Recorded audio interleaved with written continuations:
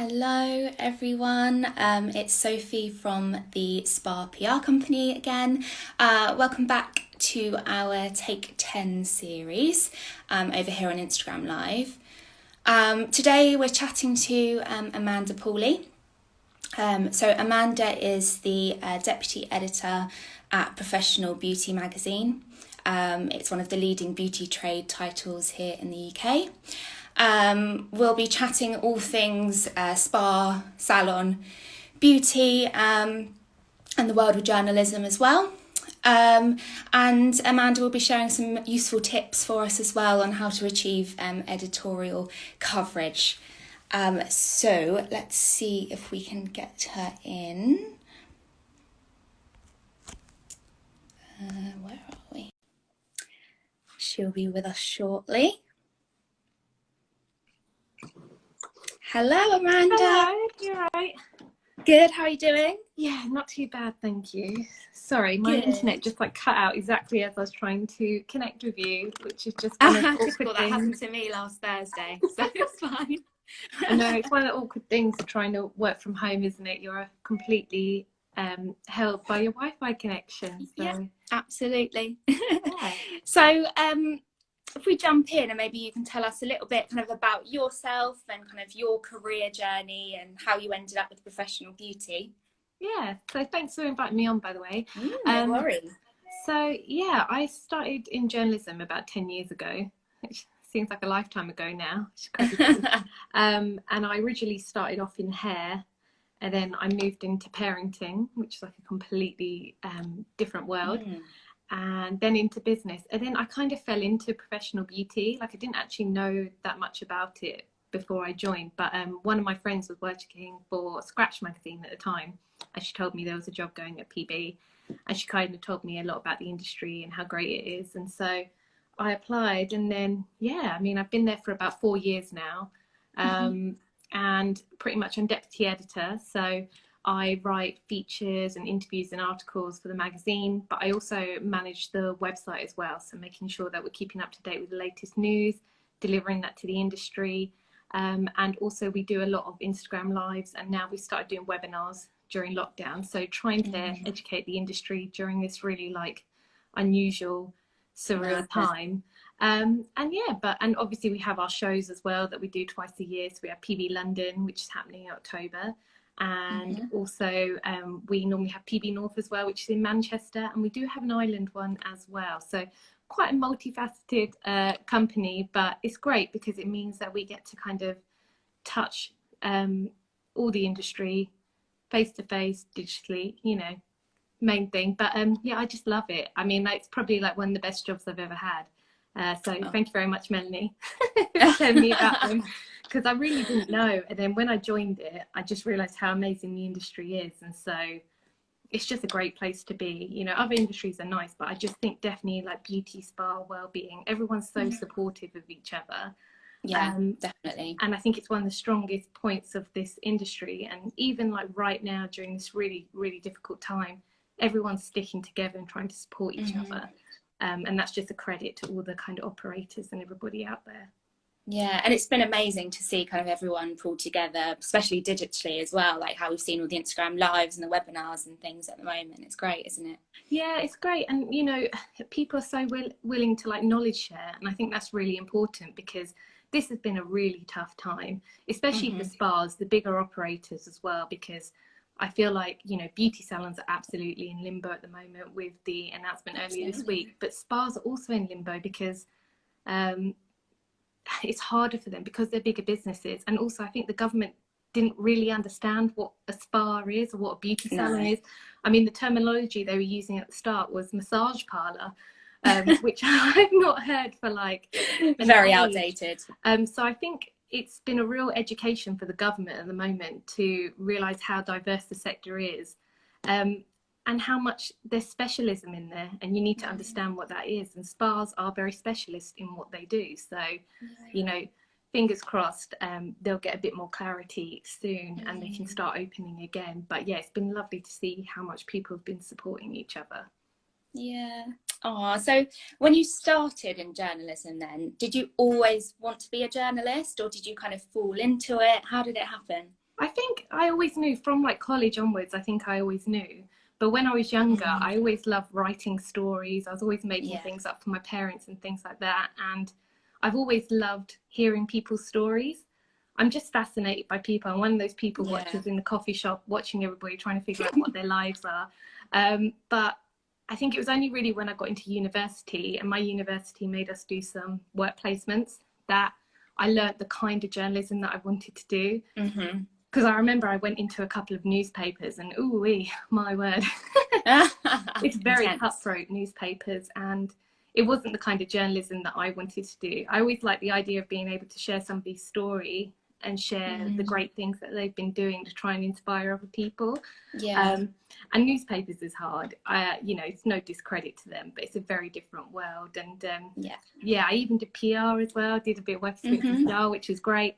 But it was really... There's a lot of crossover, isn't there? Yeah, there is, because I think a lot of the skills are quite transferable. But it was really going on magazines and websites that I learned that's kind of really what I wanted to do. But I do remember when I started, I was like, oh, I never want to be on camera. And then now I'm on camera all the time for PB, because it's just the nature of what people want. But yeah, it's just, I always knew that I liked writing stories, and I always liked hearing people's stories. But yeah, journalism is hard. Like, I think it's even tougher now to get into than when I started. But, you know, it's a great industry. Yeah. Would you say there's any kind of particular skills that someone should have, should they want to kind of follow you in your journey? Yeah, I think listening is like a key thing. You've really got to be able to listen to somebody. And I think if you're writing about somebody or somebody's business, you've really got to be able to kind of channel their voice. I think that's like the key skill, is being able to quote somebody, but actually quote their personality. Because naturally, you'll always want to write how you write. But actually, that's a really good point. Yeah, if you can capture someone's personality and the way they are, I think it makes a piece so much better and so much more interesting. Also, you kind of got to have a nose for a good story as well.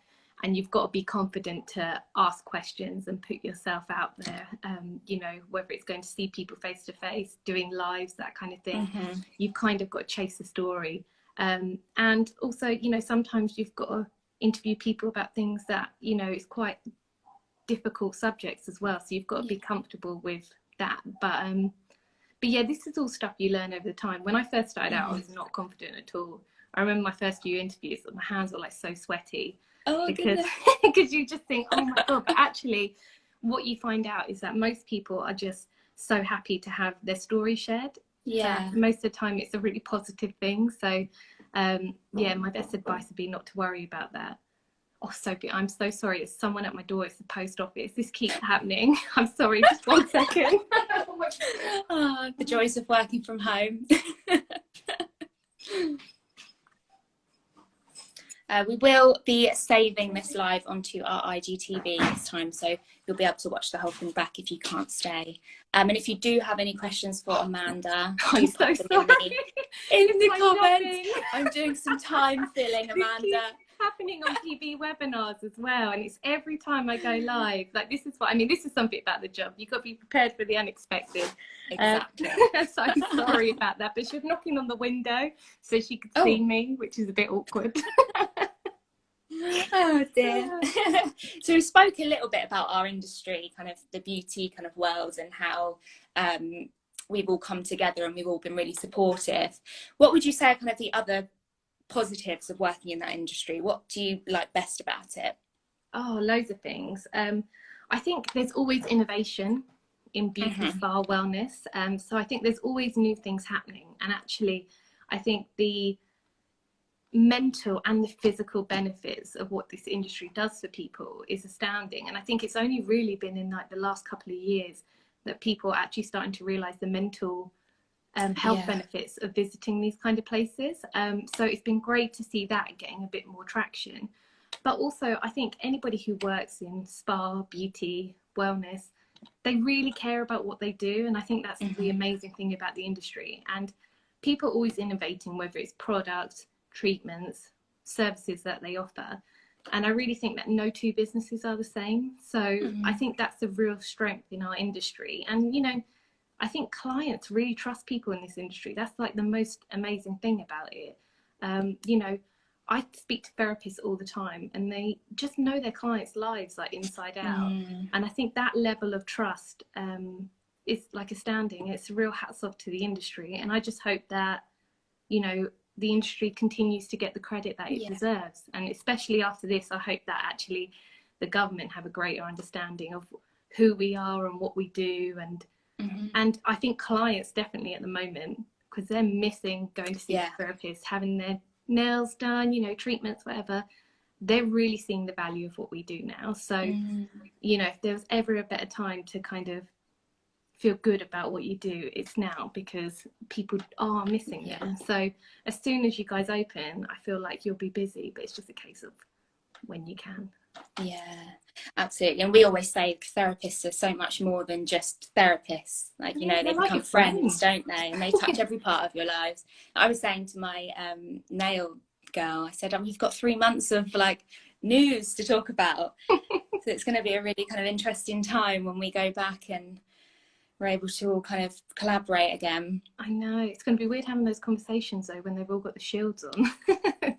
I know it's really hard to imagine. I'm trying not to imagine it too much at the moment. Just gonna have to just ride the wave, I think.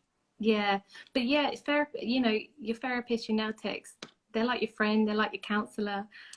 And you know, beauty people are they're just absolutely people, and that is a skill that you're so lucky to have.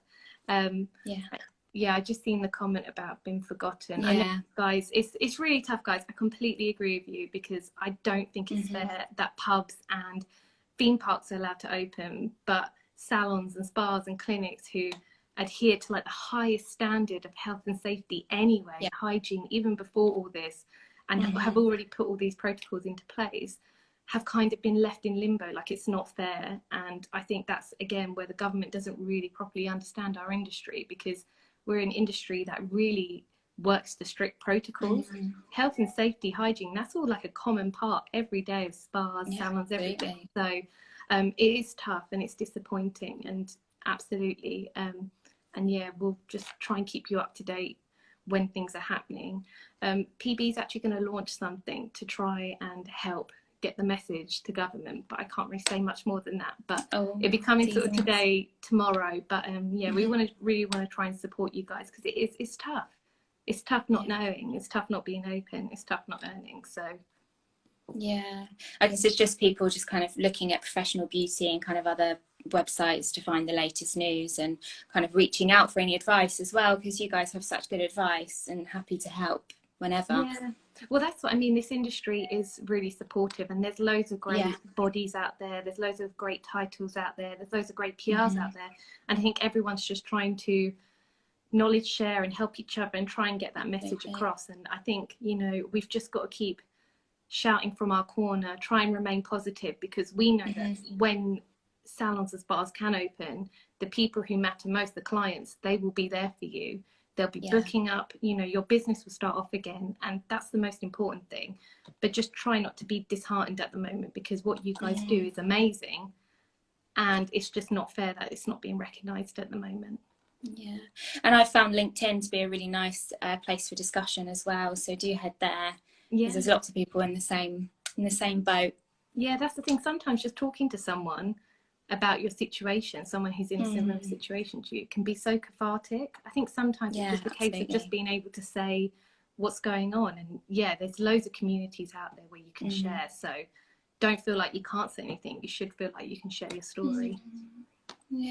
So obviously our kind of news and things are very much kind of based on the coronavirus, and you know, how to recover and kind of reopening strategies and things. But kind of aside from that, if there's any kind of spas or brands that are watching and want to kind of find out how they can get in professional beauty kind of on an editorial point of view, do you have any kind of tips and tricks that you could share? Oh yeah, definitely. I mean, the day where we don't have to write about coronavirus, wow, I can't even imagine that word at the moment. But I swear, I don't even know how many times I've typed coronavirus in like the last 3 months. I dread to think. But even with all coronavirus stuff going on, we're still looking for stories from the industry about other things. Like, it's not the case that it's kind of been sidestepped. I think it's just because coronavirus is developing daily, it just feels like it's kind of taken over everything. But yeah, I think definitely for spas and for salons, I think sometimes they struggle a little bit to think about how to approach publications to share their story. Because I guess, you know, a lot of places may not necessarily have a PR agency like yourselves who can manage it for you, which I would suggest is the best route to go down if you do have the money to do that. But if not, you know, we want to know about your business, whether you're opening a new site, whether you're doing a refurbishment, say you've won some amazing awards, or say that you've launched some initiatives in your business that are quite unique. I mean, before all this coronavirus stuff, sustainability was such a big buzzword in the industry. And actually how spas and salons can be sustainable and what they're doing to try and do that, to try and benefit the environment, is really interesting. I mean, you know, other examples are some places have been like vegan only, some places are just like natural and organic only. Like if you've got a niche that's like really special like that, we want to hear about it. Or say you've got a therapist that people just love and that person's developed a treatment, it's your most popular treatment. We're kind of interested in all of that. The best thing to do is to like email us, but don't just kind of send a blanket email. Actually explain a little bit what you're emailing us about, like what's unique about you. Include like a contact number, that's always really helpful, as well as the email. And also try and put some images of your business in there, because I think especially with print publications, we work to such tight deadlines and we actually work quite far ahead. So being able to have high res images of your business already in our inbox is so helpful. It just saves time, because sometimes it feels like the pressure's really on when we say, oh, we need this stuff by X, but it's because we're working to a printer deadline and they just won't move on their dates. But even like, you know, sometimes we get people contacting us on social media about amazing things that they're doing, and that's brilliant. But my only advice would be is to tag us in your grid posts rather than your stories, just because we get inundated with people who have tagged us in stories daily. So sometimes by the time you've got round to your story, the 24 hours are up and we don't know what was in the image because it's gone. So if you do want to share something with us on social, tag us on a grid post, because then at least it's there and we can go back to it. Just because we're a very small team. I mean, at PB on the editorial team, there's just 4 of us who kind of... That always amazes me. And we only have one person who's completely dedicated to social media, that's Chris. But he does social media for everything that we do at the company. So if you can tag in grid posts, that's way, way, way more helpful. And also, I think sometimes we kind of look over it, but it's a shame sometimes when people message us and they've put the wrong publication title in the email. It can happen sometimes, but it's always nice to know that you're thinking particularly of PB, always helps. And then when it comes to brands, again, any new products, any new developments, new brand ambassadors, new collaborations, like if you've partnered with a charity, and actually this is the same for spas as well, like if you've partnered with any charities or you're doing any local initiatives to try and benefit your local area, that kind of thing we're really interested in. Anything where the community is kind of giving back. And again, if you are doing something like that, just send us the information about what the initiative is, what events are taking place for it. Again, any imagery and the best people to contact for it. Again, you know, the main thing for us is high-res imagery is just a key thing. If you can send a high-res image in your first email, that's brilliant.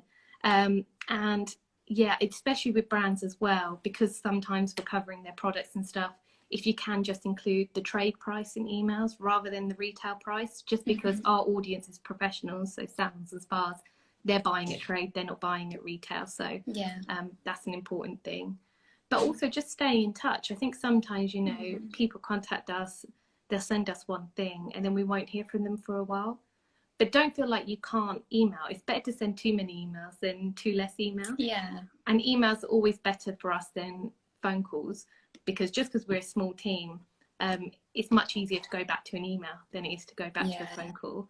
And yeah, my only advice would be that if we are going to include you, I'm afraid sometimes we'll want to try and speak to you within the next week, just because of the tight deadlines.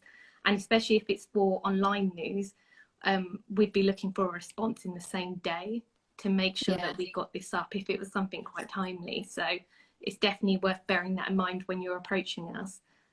what you want to do. What about kind of experts? So like a therapist, for example, to comment, or a brand expert? Yeah, I think the best thing to do is, because we're always doing larger features on like particular skin topics, whether it's like rosacea or acne, or we might be doing something on how you can introduce like a new type of treatment into your business. We kind of have like a database of experts that we've got on file who we kind of go to. So my best suggestion would be to email us with who your experts are and what they specialize in, and send headshots for each of those people. And then we can put them on file. So then we know that if we are doing something, say on pigmentation, and you've got a therapist that absolutely specializes in treating pigmentation, we've already got them on file. So that makes our job a little bit easier. So, you know, we're always looking for experts for different things. So it's just a case of kind of contacting us and sharing that information. Perfect, thank you. I'm sure people take a lot from that. If there is kind of anyone there... Oh. Am I back? Oh, poor Sophie. I feel your pain with the internet. Am I back? I can't tell. I can still hear you, but unfortunately your face is pixelated a bit. Oh hopefully dear. It'll clear up in a second. Hopefully it will catch up. If there are any kind of brands out there that need any PR advice, then please do reach out to us. Even if it's just a question, we can help out with anything. So looking forward, if we can look beyond coronavirus and the world past this, is there anything kind of coming up that you're a little bit excited about, or any new developments in the next year that will kind of make a real big difference to our industry? Yeah, like I said, before all this, I think there was real waves being made about sustainability.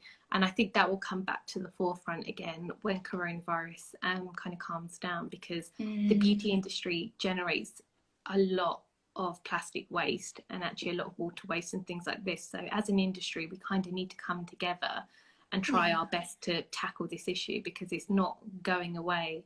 And even with coronavirus here at the moment, it's not gone anywhere. It's still an issue. But I think coronavirus has just made it harder to be sustainable at the moment. So I think that will come back into the forefront, and it'd be great to see what places are doing, what initiatives they've come up with to tackle that. Because, yeah, I mean, even like marine friendly sun lotion, things like that, there was real waves being made in it before this kind of happened. And so it'd be great to see what's going to go on with that. But also I think as well, you know, the industry is always expanding. There's always like new events coming up, new networking opportunities, and there's always new businesses opening. And it's exciting to see what they're bringing to the table, what they're going to offer. I think, you know, the UK spa industry has just gone from strength to strength in the last couple of years. And I definitely think in the kind of last year, 2 years, we've seen like real destination spas starting to open in the UK, and people having staycations in spas in the UK. And I think it'd be great to see that part of the industry grow stronger and stronger. And again, this is just about people really understanding the benefits of spa and seeing it as like a really important part of their kind of daily lives. So it'd be great to see that really progressing. And you know, and just actually being able to see people as well. That'd be lovely. I know. Yeah, I think there's a real opportunity for spas when we do have the green light to open. I think there's a real opportunity for togetherness again, and bringing everyone back together, and also focusing on kind of their wellness and things. So yeah, I think it's the exciting. Mental health side of wellness was really, like, there was a lot of traction gaining there as well. Absolutely. About mindfulness and actually meditation, things like that. And I think that conversation was coming more into the fore. So it'd be great to see, once this is over, kind of spas really leading that charge and leading that discussion. Because I think there's a lot that other businesses can learn from spa businesses to help that, which, you know, they're already doing. Absolutely. Oh, well, thank you so much, Amanda. It was lovely to see your face. Yeah, it was lovely to see you too. This is so weird. I'm just so not used to being interviewed, because I'm normally doing the interviewing. So it's a really weird situation for me, but it's been lovely. And it's been nice to see you. And hopefully, you know, we can all see each other soon and start networking again, and hopefully things can get a little bit back to normal. But, you know, it's one of those things that we just got to stay strong, stay together, And, you know, just got to remember this is temporary. It's not going to last forever. Absolutely. Absolutely. Thank you so much, Amanda. Hope you have some time in the sun today. I am going to go out on my lunch, and my local coffee shop's reopening today, so that's kind of like a highlight. So I'm going to go there, get a nice coffee, and read my book in the sun. But thank you everybody who watched. I hope it's been helpful. Yeah, thank you everyone for watching. Thank you. And see you soon. See you. Thank Bye. you.